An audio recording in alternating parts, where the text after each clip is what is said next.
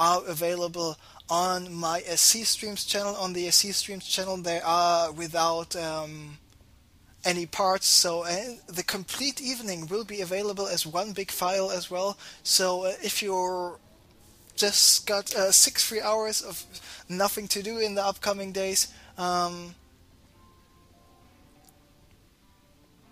just can check out the VODs. This, for example, yesterday as I was casting the Epicup, there's over 400 minutes of StarCraft 2 footage.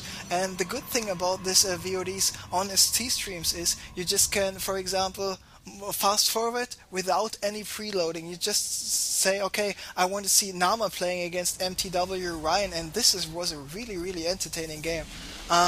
Just fast forward to 1 minute 124 or 27, and then you just can see Nama rage quitting the shit out of everything. He just was not only insulting the race Ryan was playing Protoss, he was insulting Ryan as well, and he was just ranting about everything and everyone. So it was a pretty entertaining game. But let's focus a little bit more on this game. It is Underdark against ZeRo, and those two guys are currently tied up 1-1, and we have Underdark spawning as the teal Protoss player. Meanwhile, we have ZeRo now as the blue Terran player here in the top left position. So it is teal against blue, it is top left against bottom right, it is Underdark against ZeRo, it is Protoss against Terran, and it is the match winner of the winner of the first match against the winner of the second match. And now I'm running out of ideas, so let's just take a look at the production tab to see if there's any possible fast expanding coming up by either player.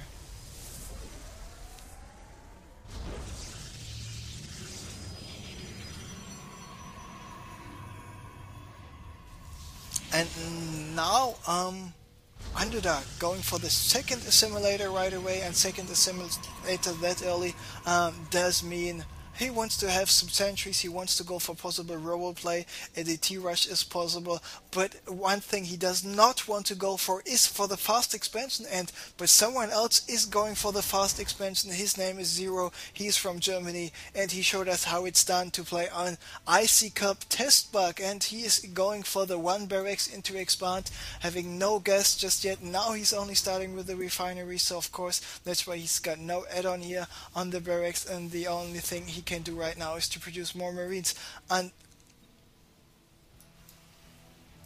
of course only when this supply depot is finished, because he was supply blocked. Now he's not supply blocked anymore. There we see the Orbital Command, there we see the Marines, and there we see the bunker is being finished in about 10 seconds. And this is a build more and more common for Terran players in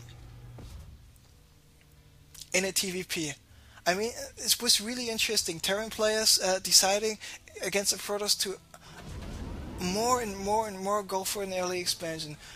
In the beginning of StarCraft 2 in the release, in the first 2-3 months, going for the 1-1-1 into expand was, or even just play on one base, very common. Then people decided to, okay, I will go for the 1-1-1 build, having 1 barracks, 1 factory, 1 starport, and then go for an expand. Then Zedic opening came more popular, having 1 barracks with a tech lab, having 1 barracks with a reactor, then go for an expand.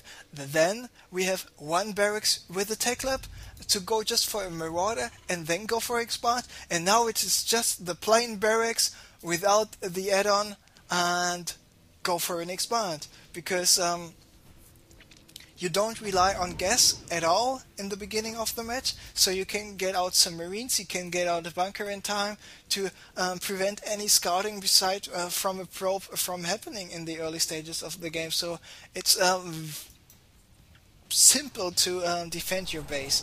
And I'm just waiting for the time until Terran players playing against a Protoss player just decide to go for, okay, I will just build my first command center even before I will build my first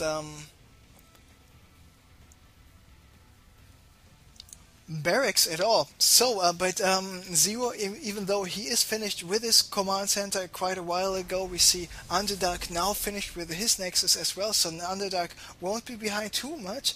but he will be ahead in terms of tech, because Underdark, as he spotted the fast expansion coming up here by ZeRo, he decided to go for, okay, I will go for the Protoss 111, which is, yes, cost, 1 gateway, 1 cybernetics core, and 1 robotics bay, and then he decided to cut, okay, I will add here a robotics bay, and I will just go for the Colossi as fast as freaking possible.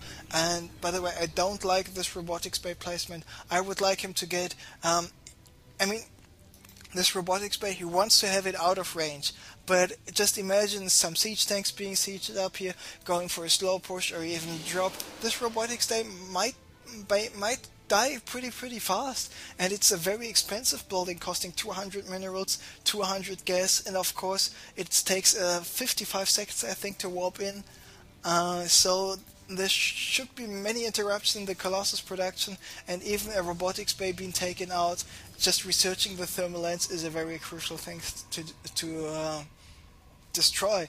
But ZeRo won't destroy this robotics bay, but instead he wants to go for a small push here in the middle of the map. Let's take a look at the units. So we just see 1 Colossus, 1 Sentry, 1 Stalker, 1 Zealot. There he's swapping in another Sentry, and he should be able to force field twice, and in the last second he was able to repel those forces. Underdark not paying attention there, just accidentally stomping over this force field, but the second Colossus is out, and all those forces by ZeRo were stimmed. So if he would decide to go for an attack once again, he has to stim once again, and stimming without healing twice is just not good enough against 2 Stalkers, 2 Colossi, in addition to 1 or 2 gate units here. So this was very close. Underdark just was barely able to hold this off, warping in the second Sentry to force field the ramp just in time. So what is Underdark doing right now? He's getting 3 more gates. Here we see 1 more gates, there we see 2 more gates. So he will be on 1, 2, 3, 4, 5, 6, 7 gates and a robo on 2 base. So he wants to have a lot of production out. So he needs to move out with a probe as well, and just constantly produce the Colossi, constantly produce the pylons. There's a probe, by the way, and good choice by him to build the probe before he checks what's going on in the Xel'Naga Watchtower, because assuming that there's a couple of Marines or something like this at the Xel'Naga Watchtower might take out the probe, he has to resend the probe until the very start of the map. So thermal lens finished for the Colossi, so the Colossi will be able to attack the bunkers without getting shot at from the Marines and the Marauders. So now one thing Underdark can do, he just can force field the ramp and just get rid of those 2 bunkers.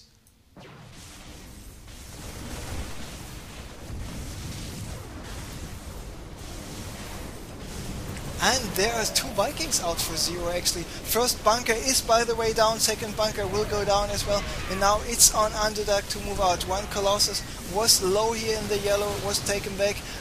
Interesting force field, not too effective, but it prevented a couple of Marauders from shooting twice or 3 times, so not too bad in the end. But those 3 Colossi and the gate units is just a little bit too much for ZeRo to handle. ZeRo just shouldn't have moved out in the first place. But nice try here by ZeRo picking up 5 more SCVs. We don't see some sort of counter attack yet coming on. ZeRo has to pull back with his Vikings, because yes, it's just too many Stalkers for him to handle, and Underdark forcing the lift off here on this orbital command. Orbital command barely survived, so there are a couple of SCVs. Will they be able to repair this orbital command? So there's no repairing going on, and he's even got the double reactor starport, so he will have out quite a lot of Vikings, but it is already too many Stalkers for him to handle. He's got 14 Stalkers. This 1 Colossus will get down. Reinforcing Colossus is just a little bit too easy to kill, but most important, all those gate units. And Underdark, he was just having a brilliant timing with his attacks.